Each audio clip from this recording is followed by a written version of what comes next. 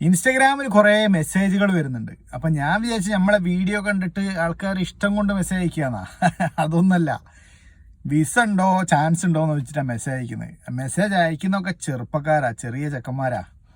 ഞാൻ നിങ്ങളോടൊരു കാര്യം പറയാം, നിങ്ങൾ കൃത്യമായിട്ട് ആലോചിച്ച് ഉറപ്പിച്ചൊരു തീരുമാനം എടുത്തിട്ടാണോ അങ്ങോട്ടേക്ക് ചാടിക്കേറി വരാൻ പോകുന്നത്?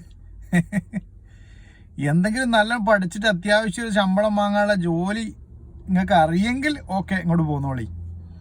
അല്ലാണ്ട് ഈ കഫ്തീരിയയിൽ നിൽക്കാനും ഹോട്ടലിൽ പണിയെടുക്കാനും ഹൗസ് ഡ്രൈവറായിട്ടും ആണ് നിങ്ങൾ ഇങ്ങോട്ട് വണ്ടി കയറാൻ ഉദ്ദേശിക്കുന്നെങ്കിൽ ഒന്നുകൂടി ഒന്ന് ആലോചിച്ചോളി. കാരണം ഞാനൊക്കെ 3 പ്രാവശ്യം നിർത്തി നാട്ടിൽ പോയ ആളാ, പിന്നെ ഇങ്ങോട്ട് കയറിയതാ. ഈ പ്രവാസം എന്നറിയുന്ന സാധനം ഉണ്ടല്ലോ, അതങ്ങനെ പെട്ടെന്നൊന്നും നിർത്താൻ പറ്റൂല. അത് തുടങ്ങിയാൽ കുടുങ്ങിയതാ.